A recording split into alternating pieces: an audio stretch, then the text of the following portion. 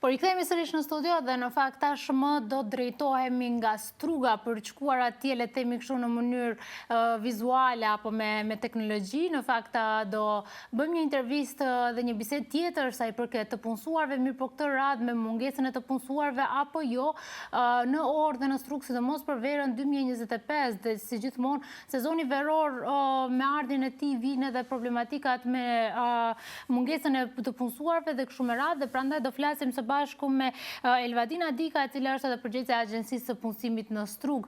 Mirëmëngjesi. Mirëmëngjesi. Si jeni? Mirë, faleminderit. Ju si jeni, si është zgjuar Struga sot? Pak mbrojnë për sa i përket ditëve tjera të cilat ishin një verë brenda 4 ditëve. Sot është pak koha më e mbrojtur dhe tamam për të punuar. Në fakt edhe Shkupi ishte pak më i vretër, kishte edhe pak rreshe shiu, po gjithsesi temperaturat e mira do na vinë dhe do mund të vim të lajmi edhe në Strugë dhe në Ohër. Faleminderit shumë. Do flasim pak më shumë për të punësuarit, numrin e punëtorëve. Çdo herë që flitet për afrimin e sezonit, në mënyrë paralele flitet edhe me mungesën e të punësuarve. A qëndron situata njëjtë edhe këtë vit?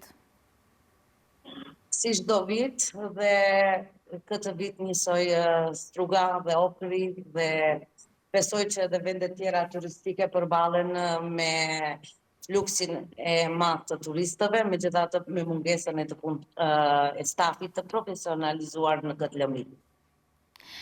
Po, përse shohim këtë mungesë të stafit, sepse disa teori janë që të rinj, por jo vetëm dalin jashtë vendit dhe shkojnë në vendet fqinje për të punuar.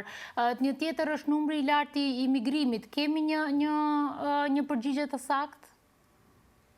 Domethënë, për sa i përket mungesës të punëtorëve, kuptohet dhe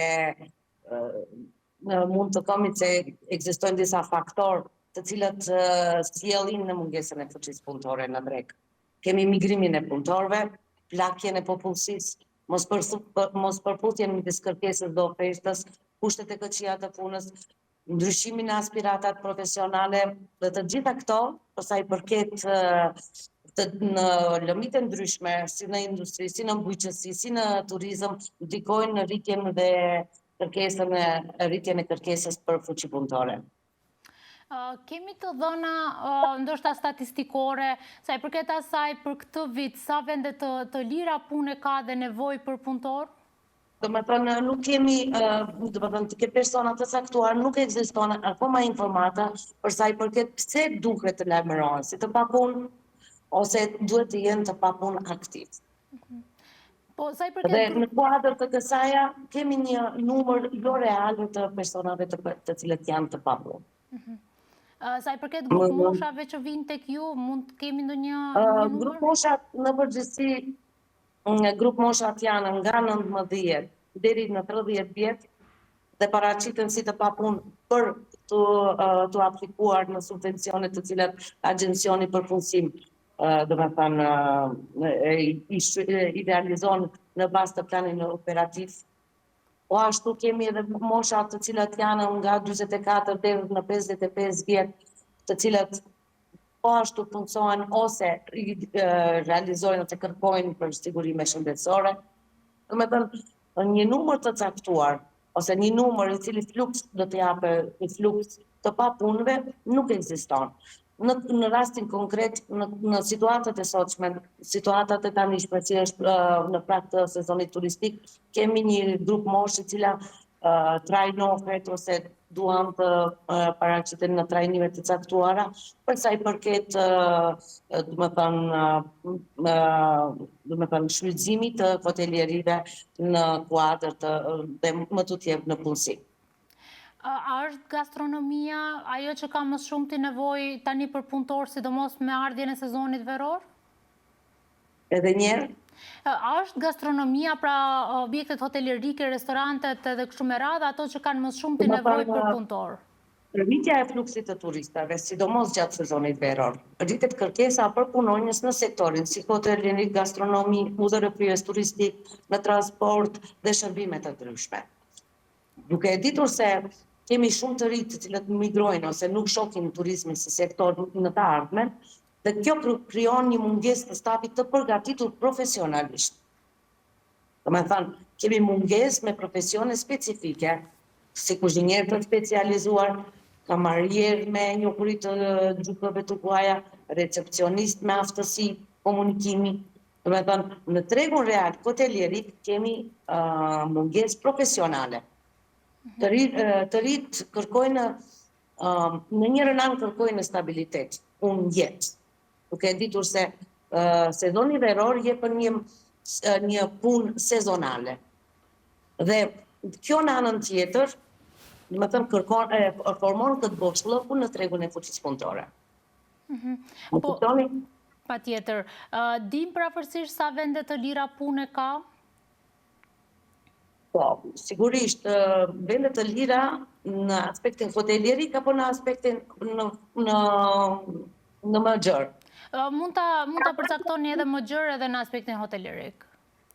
Në aspektin hotelierik, ju tregova, kemi disa grafa ose disa profesione të caktuara, të cilët gjatë realizimit ose gjatë rritjes së fluksit të turistëve hapet nevoja për realizimin ose kërkesës së këtyre fuqisë punëtore.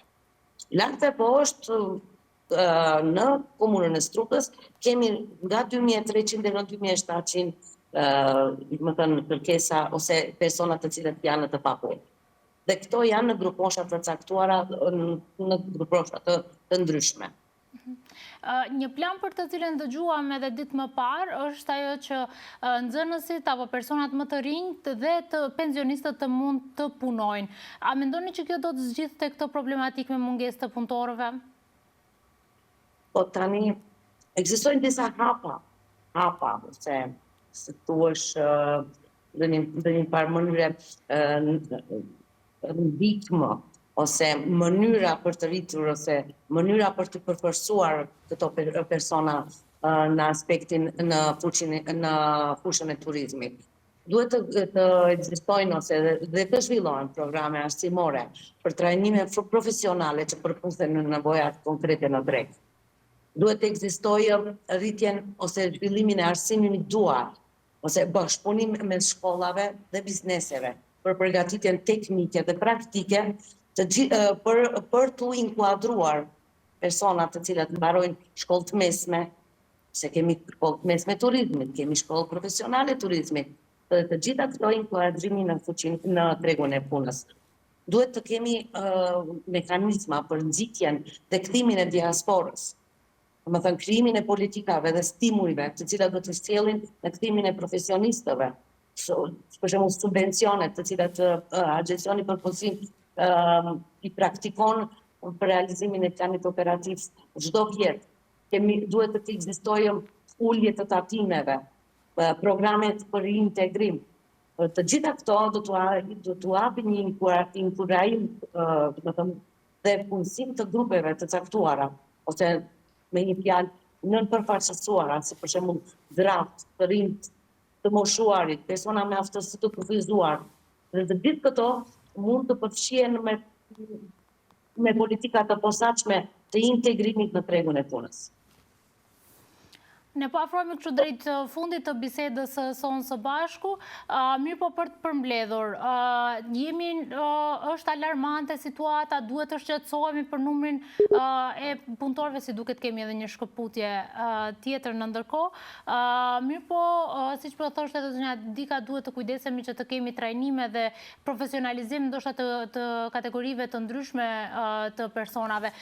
Zonja Dika, unë dua ta di nëse është alarmante situata me mungesën e punëtorëve ose është diçka e cila mund të zgjidhet dhe nuk do të jetë problematike për këtë sezon? Alarmante është dhe ka qenë. Sidomos duke ditur se ky trend ka ekzistuar dhe është në rritje, alarmante është, sepse gjithë në çdo ditë kemi një takime me punëdhënësit për sa i përket punësimeve ose për sa i përket kërkesës të fuqisë punëtore.